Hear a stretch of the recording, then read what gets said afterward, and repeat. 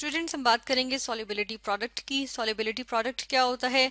Solubility product जिसको हम represent करते हैं कैपिटल के और नीचे सबस्क्रिप्ट में हम लिखते हैं एसपी, ठीक है, के एसपी सॉल्युबिलिटी प्रोडक्ट के लिए हम लिखते हैं। तो कैपिटल के हम बेसिकली किसके लिए यूज कर रहे होते हैं? हम यूज कर रहे होते हैं इक्विलिब्रियम कांस्टेंट के लिए।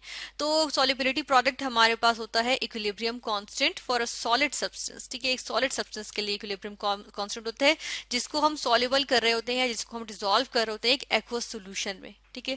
तो हम यहाँ पर लिख सकते हैं equilibrium constant for a solid substance dissolving in aqueous solution, ठीक है।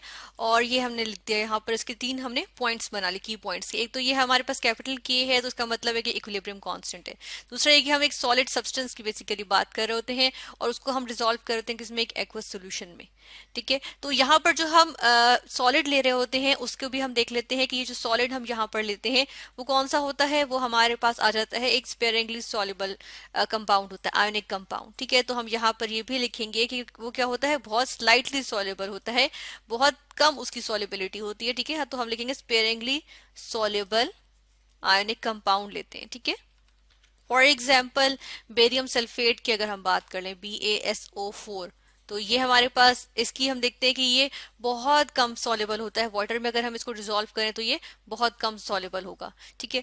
इसी तरह हम देख लेते हैं कि अगर इसकी एग्जांपल यहाँ पर इस तरह से लें कि यहाँ पर कोई भी, जब हम यहाँ पे सपोज कर लेते हैं, ठीक है, अब हम यहाँ पर कैलकुलेशन करेंगे कि सॉल्युबिलिटी प्रोडक्ट को हम रिप्रेजेंट कैसे करते हैं। तो उसके लिए हम यहाँ सपोज कर लेते हैं कि हमारे पास एक स्पेयरिंगली सॉल्युबल आयनिक कंपाउंड था और वो सॉलिड फॉर्म में था, ठीक है। तो हम उसको इस तरह से रिप्रेजेंट कर लेते हैं, ये उसका फॉर्मूला हम सपोज कर लेते हैं, ठीक है।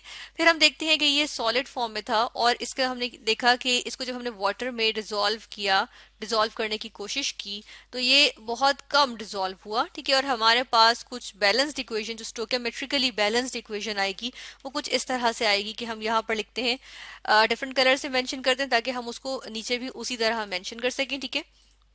तो यहाँ हम देखते हैं कि ये बन जाएगा y पॉजिटिव, ठीक है। ये वाला जो पार्ट है वो इसके यहाँ पे इसके हम देखते हैं क्या आ जाएगा, ठीक है। और साथ में ये जो यहाँ पर इसके सबस्क्रिप्ट में मौजूद है वो यहाँ पर इसके साथ आ जाएगा, ठीक है ना। और साथ में हम देखते हैं कि मजीद इसके साथ क्या चीज बन जाएगी, यहाँ पे बनेगा b, ठीक है। और उसके ऊपर नेगेटिव के साथ आ जाएगा इस तरह, सॉरी y नहीं आएगा, यहाँ पर आएगा x, ठीक है। ये इस तरह आ जाएगा और हम देखते हैं यहाँ पे इसको बैलेंस करने के लिए y लगाएंगे। तो ये हमारे पास एक स्टोइकोमेट्रिकली बैलेंस्ड इक्वेशन आएगी। और हम यहाँ पर इनकी स्टेट्स भी मेंशन करेंगे कि ये एक्वस फॉर्म में, बिकॉज आयंस जो है वो हमारे पास एक्वस फॉर्म में आते हैं, ठीक है। तो ये एक्वस सॉल्यूशन में डिसॉल्व फॉर्म में ये आयंस इस तरह से आ जाएंगे, ठीक है। ये हमने यहाँ पर मेंशन किया। अब अगर हमने इसका क्या मेंशन करना हो, इसके हमने इसका हमने जो है वो इक्विलिब्रियम कांस्टेंट निकालना हो, ठीक है। तो उसके लिए हम किस तरह से लिखेंगे? उसके लिए हम इस तरह लिखेंगे, हम यहाँ पर लिखेंगे के, ठीक है। और हम देखते हैं कि हम यहाँ पर क्या मेंशन करेंगे। हम यहाँ पर मेंशन करेंगे इसके, फर्स्ट ऑफ ऑल ये वाला पार्ट मेंशन करेंगे, ठीक है। ये इस तरह से आ जाएगा, ये वाला पार्ट, ठीक है। तो इसको हम यहाँ से ले लेते हैं, ये हमारे पास आ गया, ठीक है। ये हमने यहाँ मेंशन किया और यहाँ हमने ये यहाँ पर लगा दिया और साथ में ये x मौजूद है, तो x इसकी कंसंट्रेशन जो है वो पार की फॉर्म में रेज होगी, यहाँ पे इस तरह आ जाएगी। उसके साथ इसके प्रोडक्ट होगा किसका? जो दूसरे आयंस होंगे, ठीक है। तो ये हमारे पास ये वाले आयंस हैं, इनको हम यहाँ पे मेंशन कर देंगे, ठीक है। इनको यहाँ से हम ले आते हैं, ये वाले भी आ जाएंगे, ठीक है। ये इस तरह से आ गए और हम साथ में थोड़ा सा इसको ठीक कर लेते हैं यहाँ पे, ठीक है। और इधर से हमने ब्रैकेट्स क्लोज किए बिकॉज ये हमारे पास कंसेंट्रेशंस हैं, मोलर कंसेंट्रेशंस।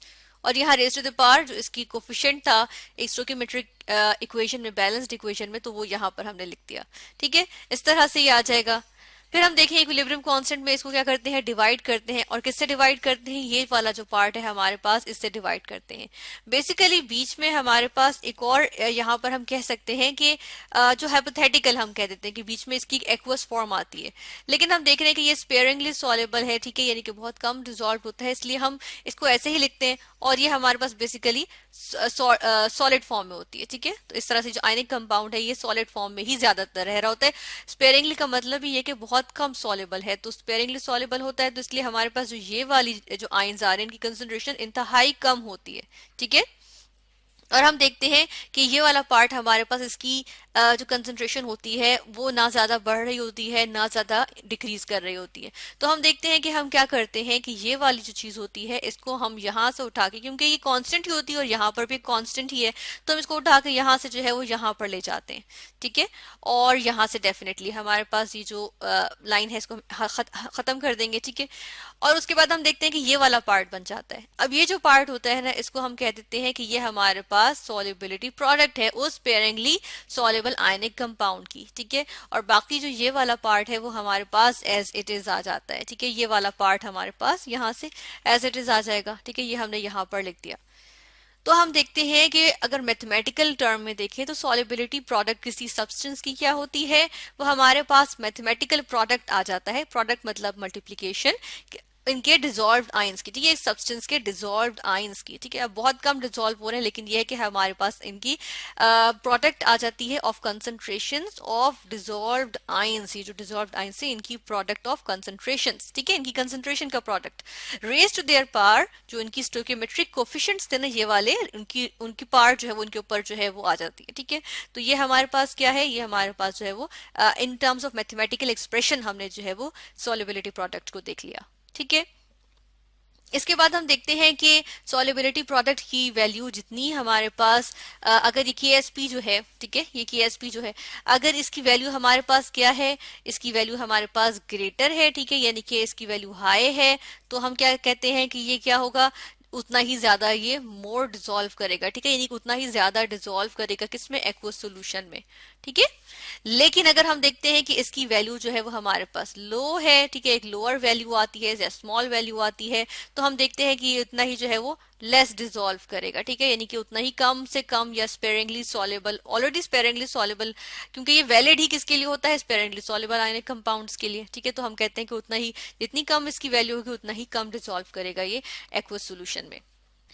अच्छा, यहाँ पर अगर हम यूनिट्स की भी बात ही साथ के साथ कर लें कि KSP यानी कि सॉल्युबिलिटी प्रोडक्ट का जो हमारे पास जो यूनिट है वो क्या आएंगे, तो वो हम देख लेते हैं कि यहाँ से अगर हम निकालना चाहें तो ऐसा हम नहीं निकाल पाएंगे, क्योंकि हमारे पास ये रेज टू द पावर जो है वो इनकी जो है वो कोफिशिएंट्स होते हैं। तो कोफिशिएंट्स के अकॉर्डिंग ही हमारे पास यहाँ पर क्या होते हैं, यूनिट्स आ जाते हैं। ठीक है, अब वो मोल्स और लीटर में ही आते हैं, लेकिन किस तरह से आते हैं वो इनके अकॉर्डिंग हमारे पास आ जाते हैं। ठीक है, तो हम यहाँ पर क्योंकि सपोज्ड वैल्यूज देख रहे हैं तो इस वजह से हम यहाँ पर इस तरह देख लेते हैं।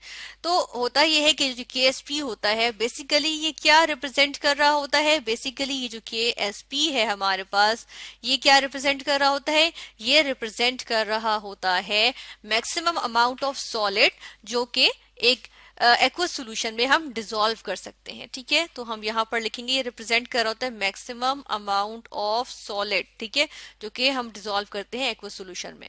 तो हम यहाँ पर ये भी लिख देते हैं। ठीक है, maximum amount of solid dissolve in aqueous solution. ठीक है ना, तो देखिए इससे ही हमें पता चल रहा है ना कि अगर ये अमाउंट ज्यादा, अगर ये वैल्यू है इसकी थोड़ी होगी तो हमारे पास का मतलब है कि जो मैक्सिमम अमाउंट सॉलिड की डिसॉल्व हो रही है वो बहुत ही कम है। लेकिन अगर ये KSP वैल्यू ज्यादा होगी तो हमें पता चल जाएगा कि मैक्सिमम अमाउंट जो कि एक सॉलिड की डिसॉल्व हो रही है, यानी कि सॉलिड भी कौन सा है, एक्सपेयरिंगली सॉल्युबल आयनिक कंपाउंड, तो उसकी जो अमाउंट है अगर वैल्यू KSP ज्यादा है, KSP की वैल्यू, तो हम देखते हैं कि वो थोड़ा ज्यादा डिसॉल्व हो रहा है। ठीक है ना, तो जो मैक्सिमम अमाउंट है वो एक कंसिडरेबल कंसंट्रेशन अमाउंट हो जाएगी। ठीक है, तो इस तरह से ये हमारे पास आ जाता है सॉल्युबिलिटी प्रोडक्ट।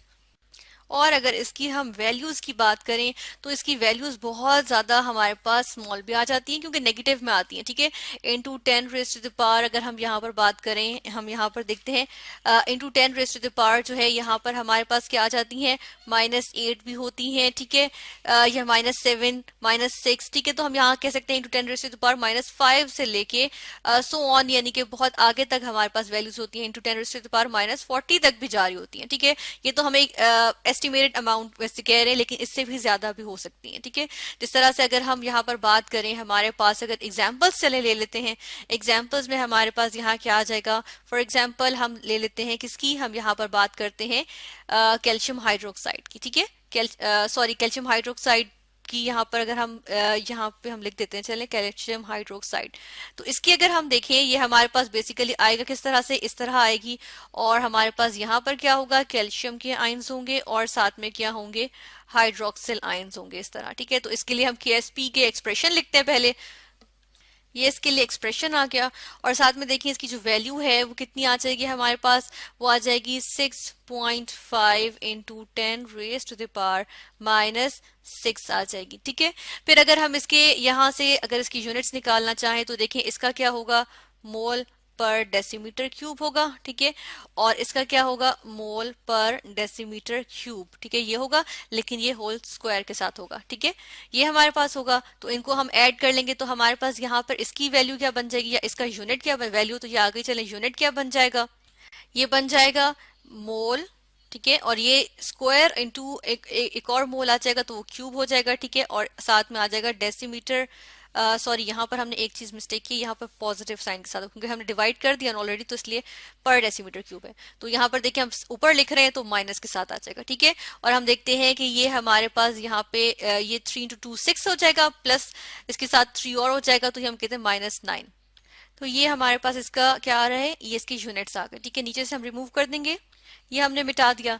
अब हम क्या करते हैं कि एक और यहाँ से वैल्यू ले लेते हैं। ठीक है, और यहाँ पर अब हम बात कर लेते हैं फॉर एग्जांपल कोई और ले लेते हैं अमाउंट जिसकी जो बहुत बड़ी सी अमाउंट हो। ठीक है, यहाँ पर अगर हम बात कर लें किसकी, यहाँ पे हम बात कर लें फेरिक हाइड्रोक्साइड की। ठीक है, या फिर चलें फेरस सल्फाइड की बात करते हैं, Fe2S3 फेरिक सल्फाइड। ठीक है, अब ये देखें, ये जब इसको हम एक्वस सोल्यूशन लेंगे इसका, तो हमारे पास यहाँ पर आ जाएगा फेरिक आयंस आ जाएंगे। ठीक है, और साथ में सल्फाइड आयंस आ जाएंगे। ठीक है, तो यहाँ पर आएगा 3, यहाँ पे आएगा 2, ये हमारे पास आ जाएगी इक्वेशन, बैलेंस्ड इक्वेशन।